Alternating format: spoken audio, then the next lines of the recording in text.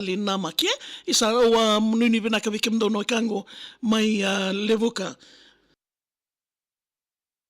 mai ovala ndo wada tiu mai na singa vinaka ni kuwa na wa nuni vinaka levu sartalanga verna vivekani e na voko ni nonrato atiko yani na mata tim ni nai tasiri mai ovala ko ngona gwendonga na ken mbalolo ni waga na no kere tali tiko mai e na singa vinaka ni ko Lakeville nai tasiri ovala toa e na singa vinaka ni ko serikali ngani waga vina vinaka e na voko ni Vengaravi Mr. Mbera e wala weekend na mataka vinaka ni ndai na ndole ni Vengaravi me na tonga i waga wosa au waga toka me rakai samarian dauloloma na mbata ke na modhe waga da e rosota ni mbolo vinaka kede na lewe na itasiri e na owa. Tolo sanga bulu ni me sa dhabu kele ni mamimbilimbili suba kina tobi me mbola na yatulo mai viti. Blywater kena mbiao nungu muove si sasili e na ilako wangito ni Lakeville na itasiri. E kabini warombo ka kema miado yani sa tiki busara na biwa kata na biwa kata kilaitaki. Veira na nra waka na itasiri e ra Vengaravi e walni kuro sambuta kata tu na i waka e kavi. Turanga rogu tilo mai viti e veli utaki e kia. Endei na yalo ke na nuinga wangawa keringa. Kei head coach ni Ovalao ni mbula leosa rokotui e nangelewai wale levo e mboreda. Wakatilo ke na watu ni wanua ni lakongoka. Vinaka na soli mbula wata kei na wasota. Vono ni sevu rui matau ni urongoda sa kuita tu na taki mai lomai na sowa. Totokan dina na wisotari kena lasa. Ndambe maliwai kei mami no na fair brother. Sa mulo rakiau na mbata maindelana ke mami waka e kawi na mode sa taraba. Mataka ni iwalu e sa toka tu kawura. Tuwatu wakambati ni mbeka na kena i tuwatua. Katalau wakasinga lewo kena linga au lumota e dhawa ni laki lawe mai na rara mai lewoka. Samayanata na marau na idilingoka. Kina loto katolika vinagasaka na loloma. Bolei na weni isele ene mboni pauta totoka. Kena doitu na sere. Boys dance na ova. Na waka vinaka ngo e nonra na Vengaravi. Vinaka na vivaka ni kena dhalai tavi. Verotou na kia. Ena ma sa ache.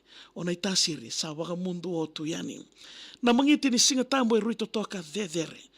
Akana nga ena hotela ni kena idho inandende. Vinaka lo mai viti na linga o wandamele. Me waka langi na bonondo kai o na ivisere. Lakin reo malolo ena kabini singa tambo. Waka vinaka na itatao o tumbera ilingangu. Me wawai na Vengaravi sa nema mimaso. Kamela veti e wakonda na elo, na kalo, na elo tambo.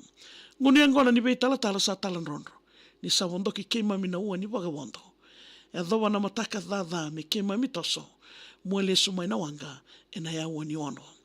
Mwade lele woka na Vengaravi e sutavi au. Sana i teki lesu kede no mundo senikau.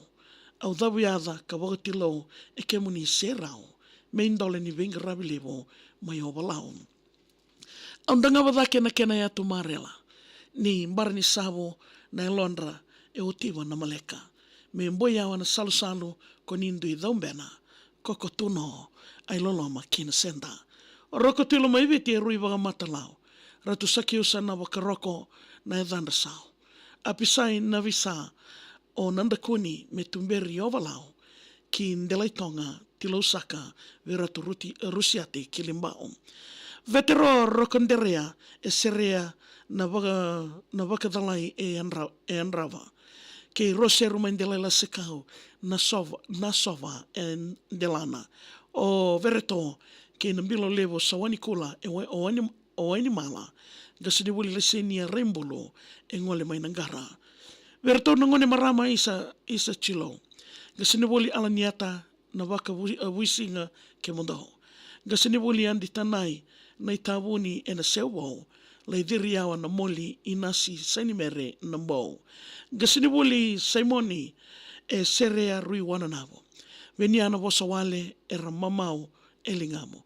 Elisabeth tui korodao e mundu na ngone vasu ki serea tale venga sini wuli sake osa masimbalavo.